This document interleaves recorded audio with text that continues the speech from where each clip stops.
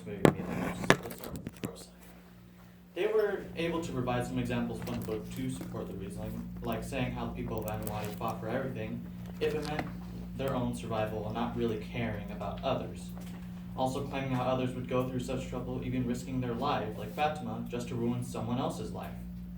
Lastly, saying that even if they somehow were able to leave Vanuatu, that they would still be selfish and greedy. Now, to the con side of the argument. They also provided a numerous amount of evidence to support why the Vanuatuians should be pitied. They first started out by saying that the way they act with selfishness could be due to poverty, in which they care very much for the things that they have. Also, how they have to compete with each other just to stay alive and be prosperous somewhat. And how their selfish and terrible behavior could be because of the type of family they grew up with them, making them this way. Another reason they provided for them to be pitied is that due to the lack of authority with the police, they have to protect their personal belongings in any way necessary. Now my verdict. Based on these two sides, both arguments with a good amount of evidence, I have to say that I go for the pro side. Reason being that they seem to have made more points, while the con side somewhat revolving around the same idea. Alright, we'll round of applause. One pro. Alright, who's up? By listening to the debate from both arguments, I can agree and stand by one side, either pro or con. Although both had amazing back and forth dispute on the blame of the pity of other audience and led to my final decision. To begin with, pro, unfortunately weren't able to support the idea that the people of Vanuatu should be pitied by the ways of their intentions and comparing them just alike. There wasn't much justification to prove they are all similar. When the first speaker said Fatima was envious of Abdul, it clearly states that people aren't the same because some envy others. Yes, all do not have the same thought process, but all have the same goals despite their future.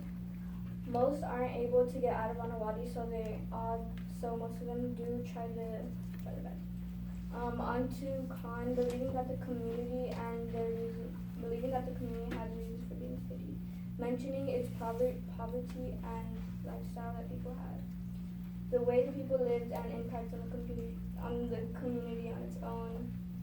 They have failed to explain how poverty created the community to be selfish and greedy. Also, a good mention would have been the jobs and the little to none education children had. Onto the better side, what caught my attention was from the pro side when they asked the question, should they not try to help each other out since they all want the same thing? That backed up the question, giving examples of characters who are similar in many ways, as mentioning the envy some of the Ottawaans have for each other. For example, when pro stated Fatima was cruel by heart and from her actions done throughout the book, that use of character was good because she was a character full of jealousy and hatred, as well as contrasting her to the question of wanting the same thing. In the same way, Khan was referring to the same character Fatima, that she could change, and contrasted that she could change. And I contrasted to the start of the argument when the first speaker said, even though the community might not be the greatest, they still try their best, and Fatima was being cruel. That was well said to connect to the characters that they don't have an impact within the corruption. They did well in explaining that they try everything they can to live a good or even close to normal life. All in all, both sides made arguments that whether people of Vanuatu are victims of injustice or willing participants of a corrupt society. For reasons of the word choices, the structure of evidence, and their way of stating human nature and connecting it to the book allowed me to decide that Khan has won this debate. Ooh, it's 1-1. Here's the thing you need to remember. I'm the ultimate fighter. Sala is going to break the top between these two judges. All right, ready? Go for it. All right. All yours. Okay, I know. Okay, so I believe that both the con side and pro side were sharing the same evidence. A lot of evidence, but I believe that the con side presented it better, which is why my verdict is that the con side won. And my verdict is that because the pro side didn't.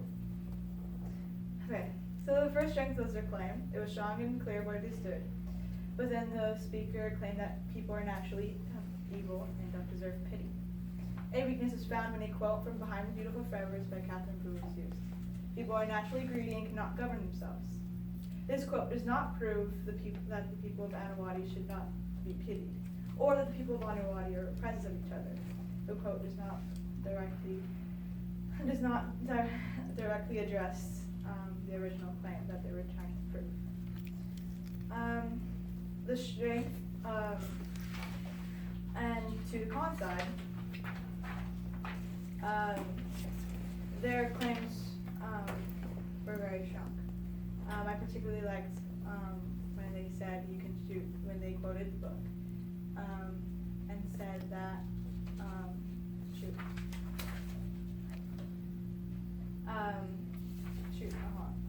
sorry.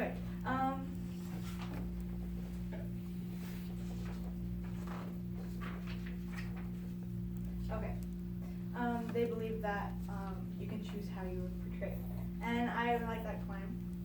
It was strong because they backed it up with evidence from the book. And wait, I'm sorry. I lost my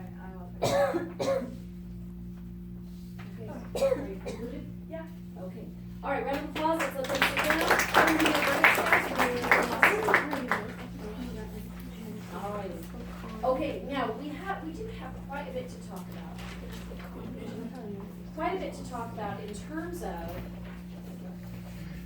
terms of what did happen and what the point of all this is. Now, before we talk, though, I do think it's best if you turn in your reflective notes. Now, the only people who should be turning these in are the observers, bless you, are the observers.